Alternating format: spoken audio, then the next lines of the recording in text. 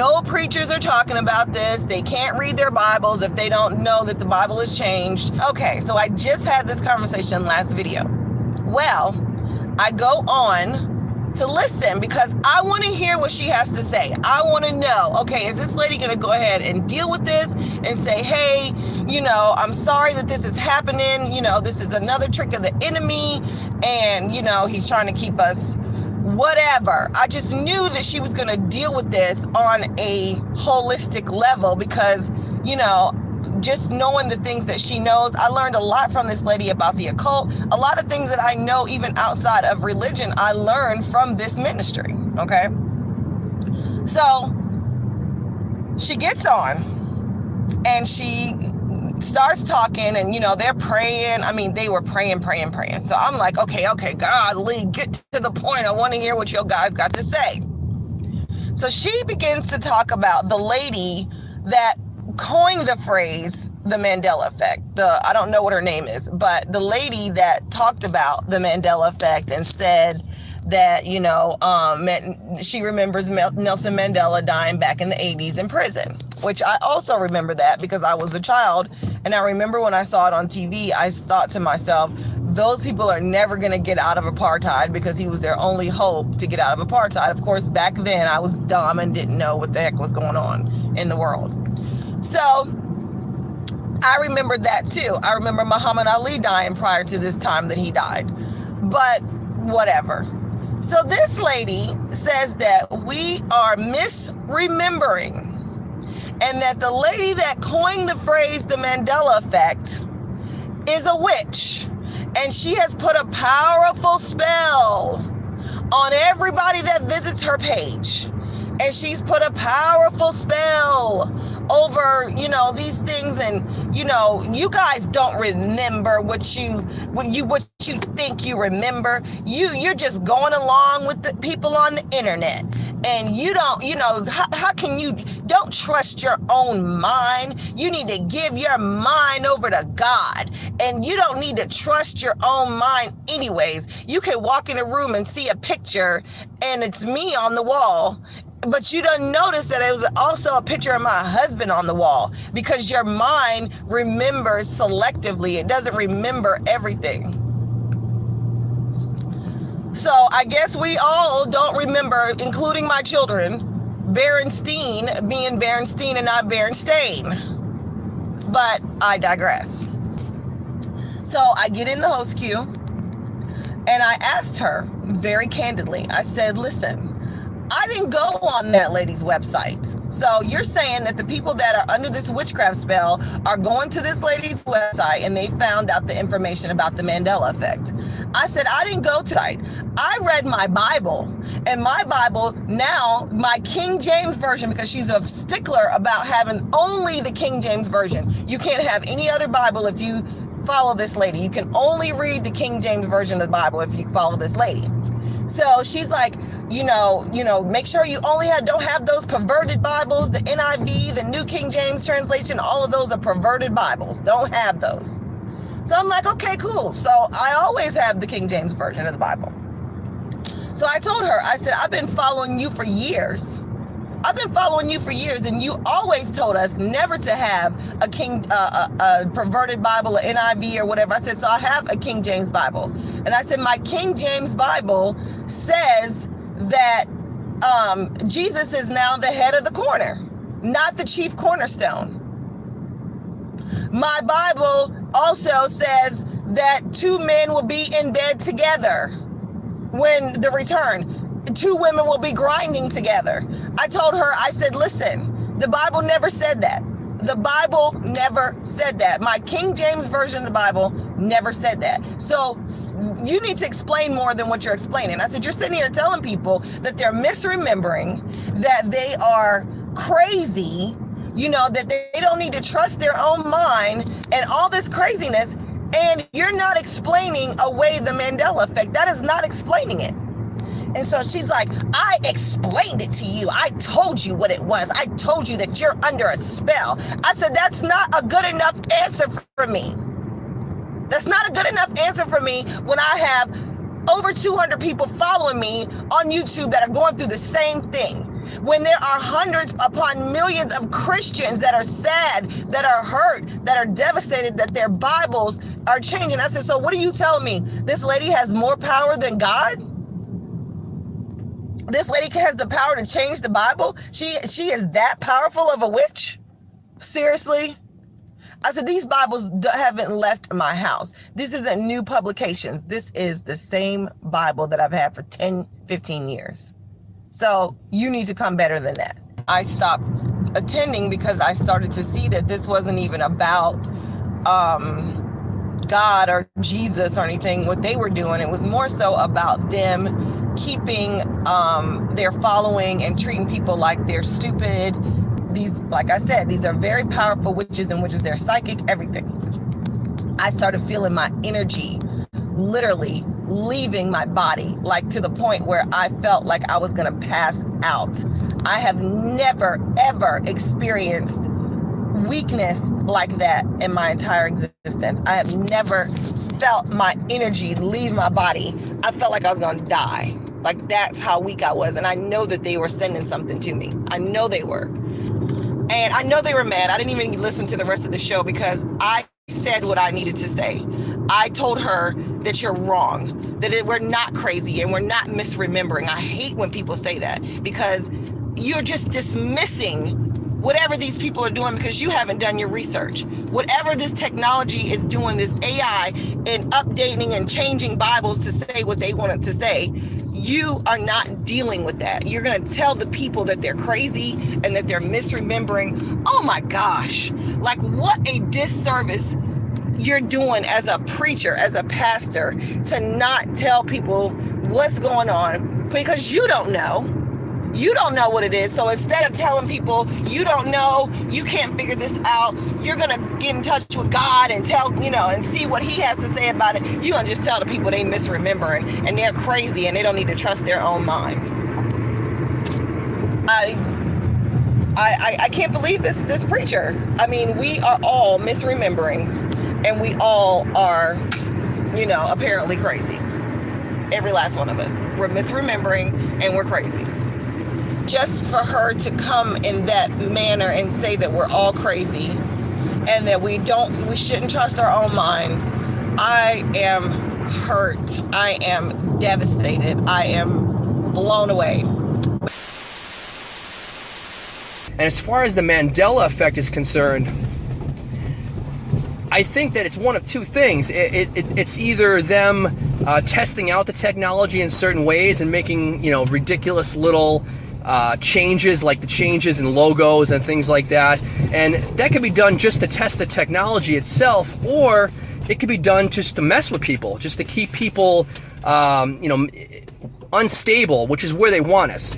A really interesting video to look up. If you look up nonlinear warfare on YouTube, a video will come up about the history of nonlinear warfare and how they utilize a lot of these techniques to keep us unstable and not knowing what the heck is going on so that it's easier to control us. So I think maybe that's a possibility of what's going on. Another thing is, if they're changing timelines through this technology, this could just be a residual effect. These little glitches, these little changes to the timeline, these little changes to logos and goofy stuff like that. It could just be a residual effect as well. I'm not 100% sure, but I do believe that it's from the technology that they're utilizing, either in conjunction with people who have the natural talent or just through the technology by itself. This technology to change frequencies. They're utilizing, the grid around us. They're utilizing, now 5G and all these Wi-Fi, this technology in order to change the frequency so that it interacts with our consciousness and our ability to project consciousness. I'm really, at this point, I'm not sure if the timeline that we know and we're taught as history is correct. I think a lot of things have been falsified, and the timeline is really, really screwed up on how long ago things have happened. But anyway, I believe that they're doing their reality manipulation through technology. And in their research, I believe that they discovered, or that they knew, that there are some people who can do this far better than the technology that they have. Now, I want to backtrack a little bit and say that I believe that we all possess, all of us as human souls, as human spirits, possess this ability to control the reality that's around us. Again, it all comes down to how much you want to work on becoming more conscious in the waking state, in the dream state, in every aspect. It depends on how much you want to work on it. But I believe that they discovered that there are certain people who naturally have this talent. And this is what gets into things like Puharich and all the experiments that he's done, finding these psychic children, stuff like the Montauk experiment, and them utilizing certain people connected with the technology, which is something that I think that they're doing. I think that they're taking these people, and when I talk about this, it sounds like some kind of X-Men mutant thing, like they're hunting for these mutants and either trying to contain them or try to utilize them for themselves. But that's really what's going on. They look for these people, and I believe that if they find some of these people, they utilize their technology in conjunction with the people's innate abilities, and learn how to utilize them to manipulate reality. If you look, the Soviet Union, the former Soviet Union, the Czech Republic, also did a lot of these experiments. China has done a lot of experiments with these super psychic kids. So there are people who can do this even better than their technology, but I believe for the most part that they're utilizing technology. Our consciousness is what dictates this reality, what dictates the reality that we see around us. And I believe that the powers that be have figured this out a long time ago. How long ago, I have no idea. And I believe that they're doing specific things to alter our consciousness so that they can create the reality that they want to create. Now, I believe that they've been able to do this through technology that they've had for a long time. If you do the research, again, if you go through some of the Jack Hart and Araj material, you'll see that they've done the research on how long this technology has been available. And it possibly could have been available a long time before that. So I've seen many occurrences of this firsthand, of people being able to manipulate the space around them. So I think that's what's happening with this Mandela effect. I think they're utilizing technology, and also people who, again, who could do it better than they could, and they're afraid of them, so they try to get them to work for them. I don't know if it's just me being crazy, but I've heard other people say this too. And I don't know, it sure is a lot brighter to me. The sun just, to me, is so strange looking. As far as, it doesn't look the same as it did when I grew up as a kid that I remember. It's I'm sure you guys have seen it.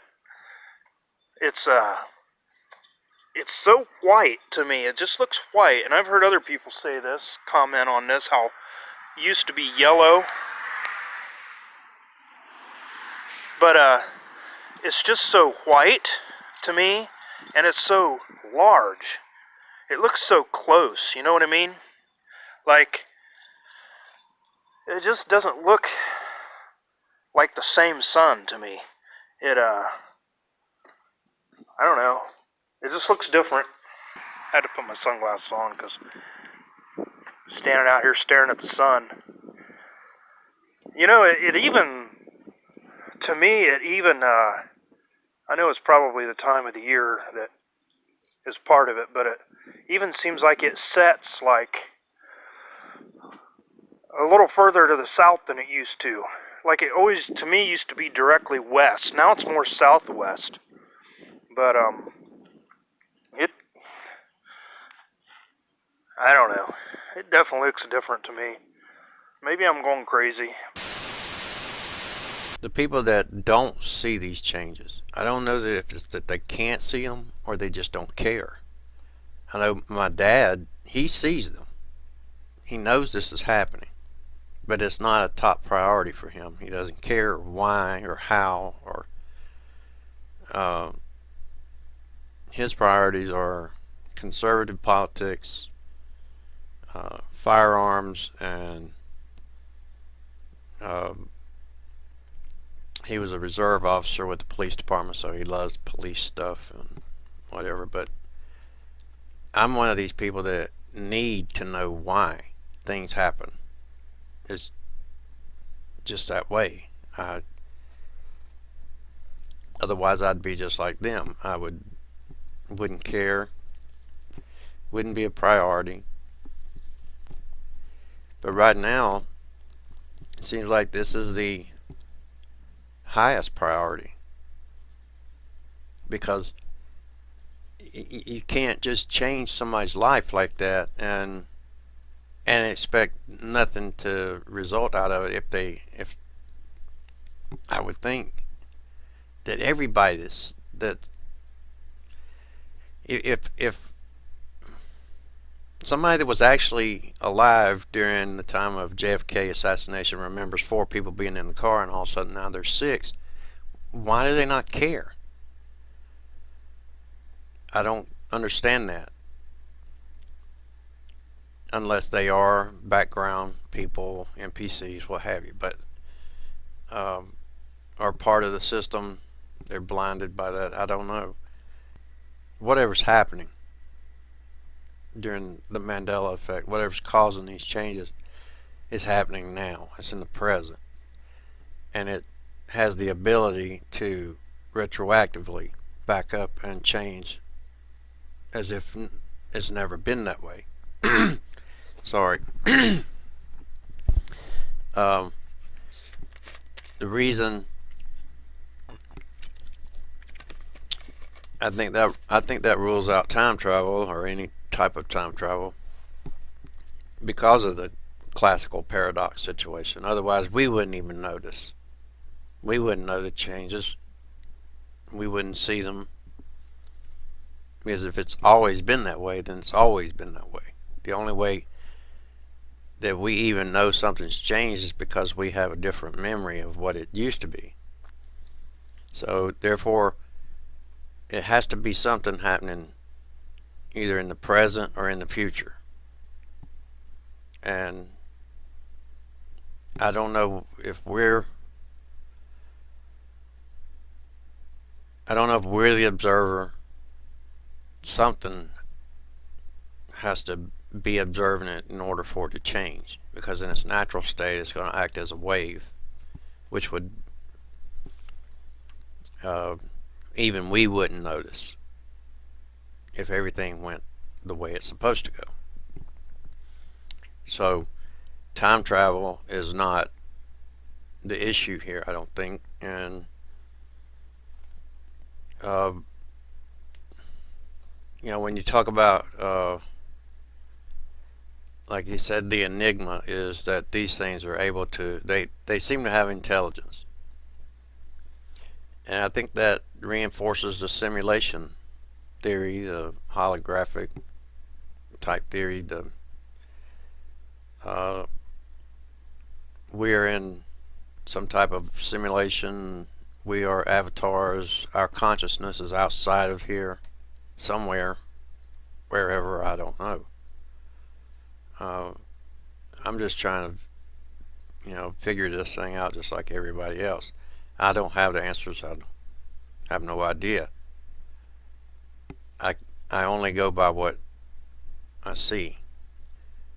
But as far as that particular experiment, the delayed choice observation, I think that kind of rules out the time travel deal. So whatever is happening is either happening now, in the present, or somewhere in the future, and everything's backing up. They don't know why it does that. That as you heard them say, that's the enigma. They don't know why. Maybe in the future they know why. I don't know. Right now we don't know. But I think this experiment could explain what's happening.